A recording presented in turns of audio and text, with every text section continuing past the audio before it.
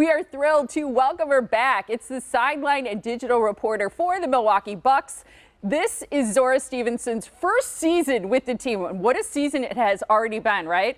In December, Sports Illustrated took a look ahead at a run at the finals and called the Bucks, and this is a quote, perhaps the only juggernaut in the NBA. Zora is a college basketball player and sports reporter, and she's back to fill us in on what's going on with the home team. Good to have you here. You two are a hoot. Have you ever had a wardrobe malfunction? Please tell us you know, I don't have anything as good as what you just put on TV right? this morning. That's pretty good, right? I thought socks. Right? Anything. One could hope. Right. When she pulled that out, she called it. It was honestly awesome. I told our executive producer after I saw the game Tuesday night, right? They played the Wizards. Yeah. I said, you got to have Zora back. We need her on the yellow couch. I loved your interview with the assistant coach, and I just think you're fantastic. You are killing it. Yeah. I appreciate that. I'm having so much fun. Are you? This team is great. It helps when you're 41-6. Yeah, I mean, the buzz is amazing. Didn't you grow up outside of Washington D.C. in a suburb? I did. So is it hard to root for the Bucks in that moment? Yeah. No. I mean, I know the team, right? I know the guys, and I just feel a part of everything that's happening. So I wonder if you're tired, because I feel like baseball, for example, they play so many games. Because you don't look it. Yeah, you don't look it ever. And basketball too. It's such a long season, and there are so many games, and there's so much because you travel with the team. Yeah. Are you tired a lot? Just be honest. In the beginning, yes. I feel like I've found a groove and understand that the routine is that there's no routine at this point. And so anytime you can get sleep, you go and get it. And it's interesting because this week we have 2 days in between games. So for a lot of us, it feels like a long time. Yeah, so like vacation. Yeah. You guys, you were just in France. Yes. And that's I have a friend who actually went to the game and said it was pretty incredible. And we heard all Bucks gear sold out. Yeah. And there were a lot of Bucks fans there. What did you witness? Oh, the entire experience was amazing. The team was there for a week, so we got to explore. It was the perfect balance of work and play, I would say. And they got to go to PSG, the soccer arena there. The plane that we were on was fantastic, the craziest. So you're on the plane with the players, right? Yeah, I'm on the team plane, so that was awesome. And then the game, it was just an unbelievable atmosphere. Yeah. In Paris, in Europe, fans from all over. It was sold out within minutes.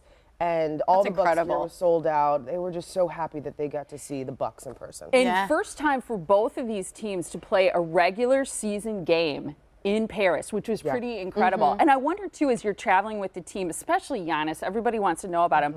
Are they nice to you? Because I think about your interviews and how you line that up, and especially if they're not having a great game and they still talk to you. Are they nice to you? Is it pretty easy? All the time. They're great people, great guys. They're kind, and we have to remember they're human, just like everybody else, and they have different things going on in their lives. So yeah, they're amazing people. Can't say enough about the entire organization. So cool. What's the dynamic like when Giannis isn't playing? Because he was out the other night. How does it change? I know obviously he's not the only person on the team, and I think sometimes as fans you kind of forget that and see how everybody steps up. But the dynamic does change when the MVP is out. We saw what happened on Tuesday. It ended up pretty well. Chris Middleton had 51 points, Eric Bledsoe 34. This is a real team. I know Giannis is the focal point and the one that maybe the casual fan knows, but everybody else down the line, obviously Chris, Eric Bledsoe, Wesley Matthews is such a powerful defender, Brook Lopez protecting the paint off the bench, Dante DiVincenzo in his second year really making a spark. He could go on. And so there's so many different players. Look at this. And then the camaraderie that they have.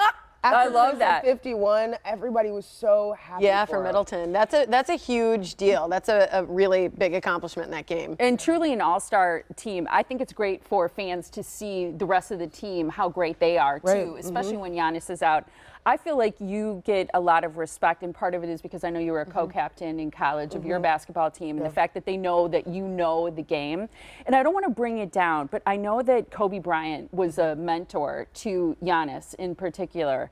What's the sense that you have after his loss, and there were other people also who were killed in that accident, which I don't want to overlook, but how do you think, what's the vibe from the team and Giannis and the other players? This has been a rough week. Kobe's impact was so huge, whether you knew him or you didn't know him. It's so interesting.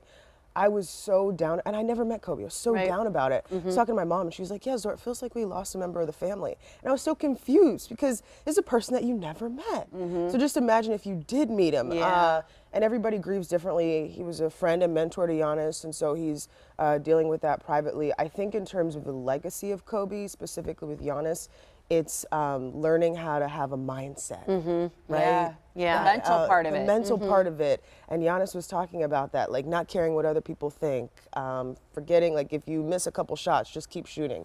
Kobe had a quote, he said, there's no slumps. There's just a missed shot and you keep shooting. There's no I shooting like that. slumps. Yeah, so many different things about the mental part of the game. Yeah, it's like, we always focus on what people accomplish, but you don't think about all the shots they missed. And that being able to weather that sort of failure, even though it's not failure, is truly what makes someone eventually so great too.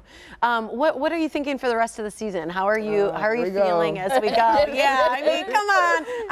I know you got some.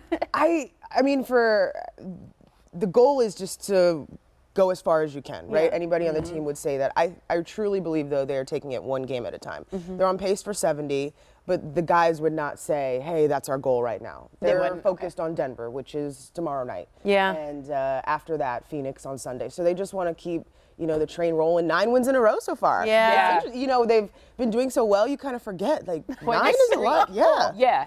I think about you getting hired for this job, and I think about the fact that they have had they had a great season last year too, but this unbelievable season for you as a In your rookie inaugural season. to walk into it. I mean, it's just nothing short of incredible. It's not. I tell people I'm just along for the ride. This is just, I'm having so much fun. I mean, just professionally, so much fun reporting on these guys, talking to them, getting to know their stories, sharing the joy that they have for the game with the rest of the world. It's awesome. Yeah. How about you outside of basketball? I know on social media you had said winter will never be your thing. Don't worry, it's no one's thing, right? For the most part. But how has it been here in Milwaukee? It's been good. It's funny. Everybody says, "How's Milwaukee?" I'm like, you have to ask my husband because he's here more than I am.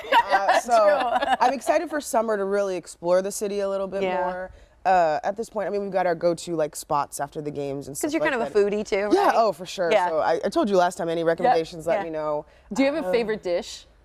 Dish. Well, I'm a chicken wing person. Okay. Yeah. Wings. Yeah. Do you have a favorite place? So I have a couple. It's funny. We actually went to Who's on Third last night. Their wings are pretty good. Okay. Elsa's. Yes. I love Elsa's. my favorite wings in town. Yes. But everybody says was it Points East? Yeah. I haven't been there yet. I did. So I somebody just like sent me a list. Elsa's better. Just saying. Yeah. So, I love that you have late nights and you join us on the yellow couch. Yeah, You're always anytime. so gracious to be here, Thank and you. I so appreciate that. Anytime. It's great to see you. Yeah. So- So and nice to have. meet you. Yeah, nice to finally meet you as well. Oh, you weren't here. No, it was No, Janice here. last time. That's so. right. Oh yeah, I'm glad. I'm glad that you were here. Enjoy the rest of the season. And wishing you no wardrobe malfunctions. Right. Thank you. And keep coming back. Anytime. Okay, I love it. Thanks, Thanks, Zora. Zora. I appreciate it.